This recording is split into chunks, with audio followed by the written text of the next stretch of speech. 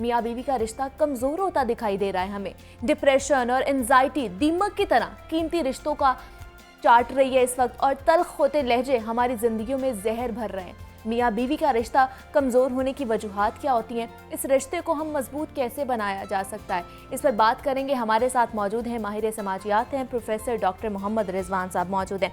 रिजवान साहब, मैं आपको खुशामदीद कहती हूँ जागलो हॉल में। सर कैसे हैं आप? Thank you so much. मैं ठीक हूँ, आप बताइए। सर मैं भी ठीक ठाक। सर देखा जा रहा है कि पाकिस्तान में तलाक की शरह जो है ना वो बहुत ज़्यादा बढ़ती जा रही है, तो आपको क्या लगता है क्या फैक्टर्स हैं जो मियाँ बीवी का रिश्ता कमज़ोर पड़ता जा रहा है?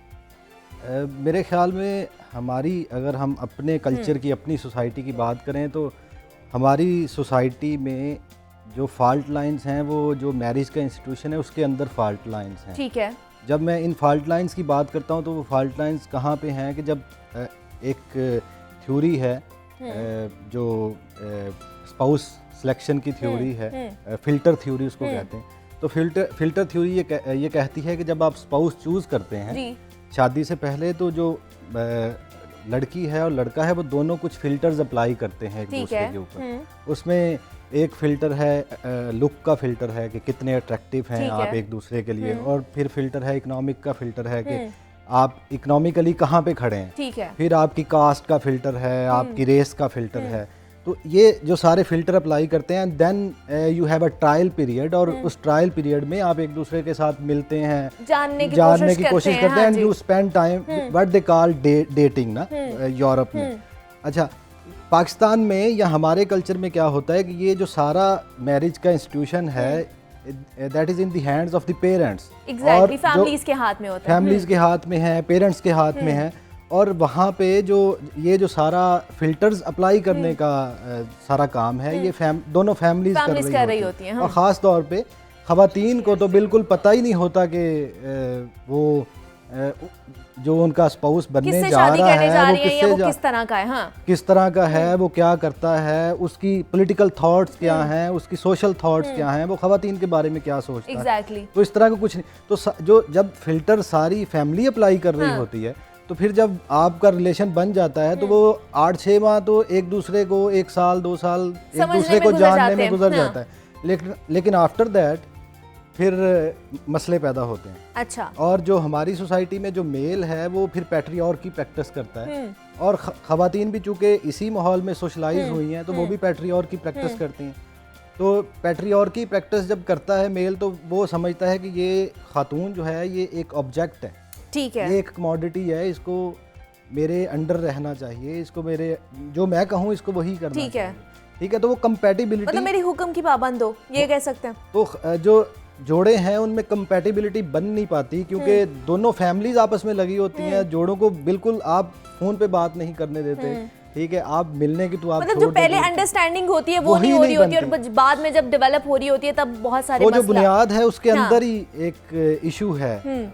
लेकिन देखा जाए तो मियाँ बीवी में जाहिर है खून का रिश्ता नहीं होता, एक एहसास का रिश्ता होता है और एक इज्जत का रिश्ता होता है जो बाद में जाके बनता है। तो एक ये भी वजह है कि शायद एहसास नहीं होता। क्या आपको लगता है कि लड़ाई झगड़े की उनमें एक ये भी वजह होती है कि एहसास नहीं रहता? फिर वही बात है। देखें, जो बुनियाद में फॉल्ट लाइंस हैं, जब हम कहते हैं कि जी जितनी अच्छी बुनियादें हैं उतना अच्छा आपका घर होगा। ठीक है। जब बुनियाद में फॉल्ट लाइंस हैं, जब आप कंपैटिबल ही नहीं हुए एक दूसरे के साथ, तो फिर आप एक दूसरे को बर्दाश्त नहीं करेंगे, छोटी छोटी बातों पे आप लड़ेंगे। और वो जो मर्द है वो पैट्रियार्की प्रैक्टिस करेगा कि तुम मेरी बात मानो, तुम मेरी बीवी हो और बीवी को अपने हस्बैंड की हर बात माननी है। और ख़ातून हमारे माशरे में ये समझती है कि ये कोई शायद ATM की मशीन है जो बाहर जाएगा, पैसे कमा के लाएगा। तो अच्छा, वो भी उसको काम बाहर नहीं निकलने देता, वो भी उसको काम नहीं करने देता क्योंकि उसकी पैट्रियार्की हर्ट होती है वहाँ। बिल्कुल ऐसे ही। तो ये बाहर निकलेगी, पता नहीं लोग देखेंगे, अच्छा पता नहीं ये मेरी बात फिर मानेगी नहीं मानेगी। तो उसकी एक तरफ उसकी पैट्रियार्की हर्ट हो रही होती है, और दूसरी तरफ जो फिर घर पे बैठी है वो ये समझती है कि ये जो मेरी मेंटेनेंस कॉस्ट है, यानी जो घर के अखराजात हैं वो सारे, असल तो वहाँ से बात निकलती है। फाइनेंशियल जो मसले हैं ना, वहाँ से भी बात निकलती है कि आप एक दूसरे का साथ नहीं देते जब फाइनेंशियल मसले आते हैं। खासतौर पे आजकल का जो कोरोना की वजह से जो आया है एनवायरनमेंट है, उसमें ले ऑफ्स हुए हैं, लोगों को निकाला गया है नौकरियों से, उनके कट लगे हैं। बिल्कुल ऐसे ही है। तो इस माहौल में जब आप दोनों कंपैटिबल नहीं होते, एक दूसरे के साथ बैठ के मसले हल करने की कोशिश नहीं करते, तो फिर ऐसे मसले निकलते हैं। उसको मियाँ बीवी को ये लगता है कि he is responsible, he has to fulfil all the requirement. और ये कोरोना की वजह से हम लोगों ने ज़्यादा देखे हैं कि केसेस तलाक के ज़्यादा शरह बढ़ी है। और मुझे बताइए, अगर देखा जाए कि आप जैसे बात करें कि फैमिलीज ज़्यादा इन्वॉल्व होती हैं इन चीज़ों में, और अगर जब रिश्ता करना होता है तो वालिदैन को किन उमूर का ख्याल रखना चाहिए? लड़का या लड़की से रजामंदी पूछनी चाहिए या नहीं पूछनी चाहिए, और कितनी अहमियत की हामिल है ये चीज़? एग्जैक्टली, बहुत अहम है। देखिए, वालिदैन का अपना एक एक्सपीरियंस होता है। ऑब्वियसली ये बहुत अच्छी बात है कि वालिदैन भी उसके अंदर हैं, उस सारे प्रोसेस के अंदर। लेकिन ऐसा नहीं है कि आप जिनकी ज़िंदगियों का फैसला कर रहे हैं आप उनको उस प्रोसेस से बाहर ही कर दें। ठीक है, आप उनकी कॉन्सेंट लें, और ख़ास तौर पे हमारी सोसाइटी में लड़की की कॉन्सेंट लेना तो बिल्कुल ही जो है वो टैबू समझा जाता है, उसको स्टिग्मेटाइज कर दिया जाता है। लड़की पूछ भी ले, वो बात भी कर दे कि जी कौन है, वो क्या करता है।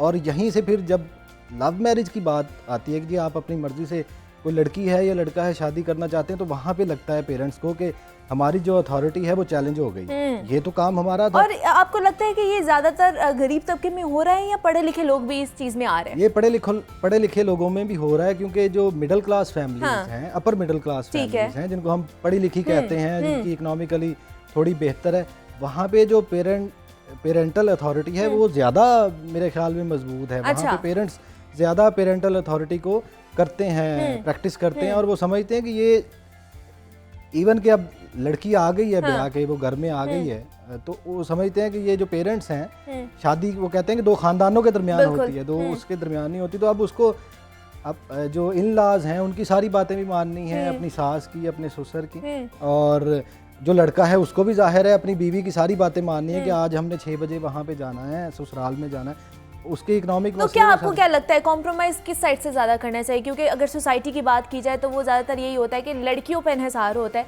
कि कॉम्प्रोमाइज़ ज़्यादा इनकी तरफ से करना चाहिए। लेकिन आपको क्या लगता है कि रिश्ते में किस साइड से ज़्यादा कॉम्प्रोमाइज़ होना चाहिए, या दोनों साइडों से कॉम्प्रोमाइज़ होने चाहिए? मेरे ख्याल में दोनों साइडों से ही कॉम्प्रोमाइज़ होना चाहिए। लेकिन जो हमारी सोसाइटी में मेल है उसको ये बात ज़्यादा समझने की इसलिए ज़रूरत है कि जो मेल है वो पहले ही काफ़ी प्रिविलेज्ड है इस सोसाइटी में। मेल डोमिनेंट सोसाइटी है, पैट्रियार्कल सोसाइटी है। तो जो खातून है, जो लड़की आपके घर में आ गई है आपकी बीवी बन के, उसका उतना एक्सपोजर शायद हमारी सोसाइटी में नहीं है कि उसके वालिदैन ने उसको घर से निकलने नहीं दिया, आप खुद भी नहीं निकलने दे रहे। आप चूँकि समझते हैं कि मेरी जो है वो पिदरशाही जो है वो हर्ट होगी कहीं ना कहीं, तो फिर उसका एक्सपोजर, वो मैरिज को किसी और सतह पे जाके देख रही है, मैरिज का ये मतलब है उसके लिए, और आप मैरिज को और आप अपने उस रिलेशन को किसी और सतह पे देख रहे हैं। तो मेरे ख्याल में हम ये ज्यादती करते हैं कि हर जिम्मेदारी लड़की पे डाल देते हैं कि उसी ने कंप्रोमाइज़ करना है। तो लड़कों को भी मेरा ख्याल है ये सीखना चाहिए कि वो समझें रिलेशन को, वो कंप्रोमाइज़ करें। अगर वो करेंगे तो मेरा ख्याल है कि ज़्यादा देर पर रिलेशन जो हैं वो चल सकते हैं। और दूसरा, आपने अभी बात की लव मैरिज के हवाले से भी, तो हम देख रहे हैं कि अंडरस्टैंडिंग होना बहुत ज़्यादा ज़रूरी है। तो हमने ये भी देखा है कि ज़्यादातर तलाक़ें जो होती हैं वो लव मैरिज में ही होती हैं। कि तो फिर अंडरस्टैंडिंग कब डेवलप होनी चाहिए, कब होती है डेवलप? ये बड़ी अहम बात है कि लव मैरिज में ज़्यादातर तलाक़ें क्यों होती हैं। अब बात यह है कि हमारी सोसाइटी में जो फैमिली का इंस्टीट्यूशन है वो बहुत अहम है। यहाँ पे ऐसा नहीं होता कि आप शादी से पहले ही अलग रह रहे हैं, मतलब देयर आर एक्सेप्शंस, लेकिन मोस्ट ऑफ द केसेस में you have to live with your family, with your parents.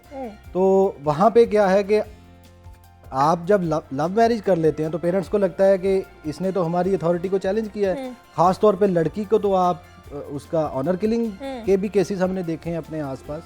तो फिर पेरेंट्स जो हैं वो उसको एक्सेप्ट नहीं करते अपनी फैमिली, बिल्कुल ऐसे ही और है। फिर सोशल बाइकआउट भी होता है, आप उसको आंख भी कर देते हैं, लड़के को ज़मीनों में हिस्सा नहीं देते, जो दूसरी फैक्ट्री है उसमें हिस्सा नहीं देते, या वैसे ही तो उसके सोशल बाइकआउट, उसकी वजह से बिल्कुल उसकी वजह से फिर अपने आप को चलाना, उस रिलेशन को सस्टेन रखना मुश्किल हो जाता है। मतलब ये कह सकते हैं जो शादी से पहले उनकी अंडरस्टैंडिंग होती है, जो एक्सपेक्टेशंस एक दूसरे से होती हैं, वो मजरू हो जाती हैं। और इसमें एक और भी फैक्टर है जो मॉडर्न डेज का फैक्टर है, वो ये है कि सोशल मीडिया जो है और ओवरऑल जो हमारा मैस मीडिया है, और उसमें ख़ास तौर पे सोशल मीडिया है।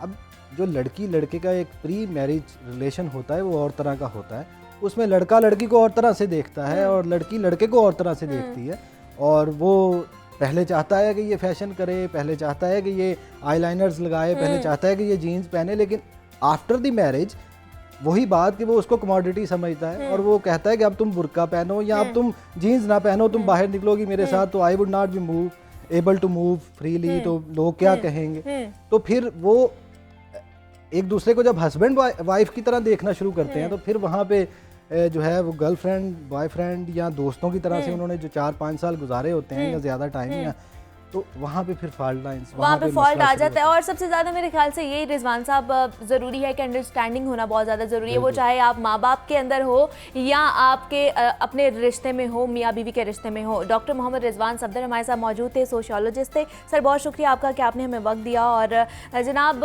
मैं वही कहूँगी कि अंडरस्टैंडिंग होना बहुत ज़्यादा ज़रूरी है। अगर माँ बाप भी सुन रहे हैं तो मैं उनसे भी यही कहूँगी कि बच्चों से पूछना बहुत ज़्यादा ज़रूरी है कि वो क्या चाहते हैं, क्योंकि ज़िंदगी उन्होंने गुजारनी है। और